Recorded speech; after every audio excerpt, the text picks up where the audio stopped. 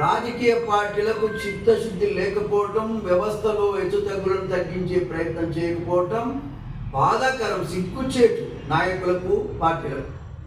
ఇది చాలా బాధాకరం. 71 సంవత్సరాలు అవుతుంది అసలు మాదిగలకు రిజర్వేషన్ రావడానికి. ఎంత అన్యాయం ఇది, ఎంత అమానుషం ఇది.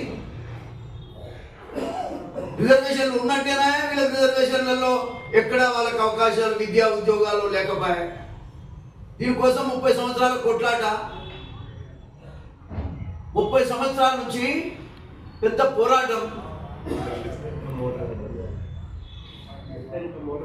ముఖ్యంగా మందకృష్ణ మాదిగ చేపట్టినటువంటి ఉద్యమం 30 ఏళ్ళు మేమంతా కలిసి మాదిగ జాతి అంతా కొట్లాడుతూ ఉంటే 30 ఏళ్లకు కారణం ఏమైనా సుప్రీంకోర్టు అన్న గుర్తించింది. వాళ్ళకు ధన్యవాదాలు ఈ సందర్భంగా తెలియజేస్తా ఉన్నా. తీవ్రమైనటువంటి మనస్తాపం, బాధపడుతూ కూడా ఈ సందర్భంలో ఇంటి రోజులు పడుతుందా? రాజకీయ ప్రజాస్వామ్యంలో డెమోక్రసీ అని చెప్తారు. ప్రజాస్వామ్యంలో రిజర్వేషన్లు ఉంటే కూడా రిజర్వేషన్లలో అవకాశం రాకపోతే ఇంకెప్పుడు వస్తాయి మరి? కాబట్టి ఇవాళ ఈ అవకాశం వచ్చింది, చాలా సంతోషం. ఇకపోతే మా ముఖ్యమంత్రి గారు, మా కాంగ్రెస్ పార్టీ నాయకుడు రేవంత్ రెడ్డి గారు ఆగస్టు 1 నాడు, ఆగస్టు 15 నాడు భారతదేశానికి స్వతంత్రం వస్తే ఆగస్టు 1 నాడు మాదిగలకు, మాదిగ ఉపకులాలకు స్వతంత్రం వచ్చిందని చెప్తున్నాను. మాదిగలు, మాదిగ ఉపకులాలకు స్వతంత్రం నిన్న ఆగస్టులో వచ్చింది. ఆగస్టు 1 నాడు వచ్చింది. మాకు 15 ఆగస్టు రాలే. 70 ఏళ్ళు మాకు స్వతంత్రం లేదు.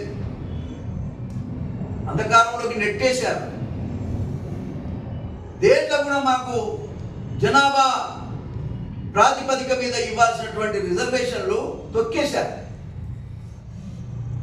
కానీ మా నాయకుడు రేవంత్ రెడ్డి గారు, నేను వారికి వాస్తవంగా చెప్తున్నాను, నాకు కొంత మనోవేదన ఉండే. ఎందుకు తప్పెవరిదన్నా కానీ పార్టీలో మరి ముఖ్యంగా ఎంపీ సీట్ రాలేదు, ఎమ్మెల్యే సీట్ రాలేదనే బాధ నాకు విపరీతంగా ఉండే. ఈ కాలంలో కూడా ఈ పరిస్థితి ఉందే. కానీ ముఖ్యమంత్రి రేవంత్ రెడ్డి గారు ఆగస్టు 1 నాడు ఎప్పుడైతే సుప్రీంకోర్టు ప్రకటించిందో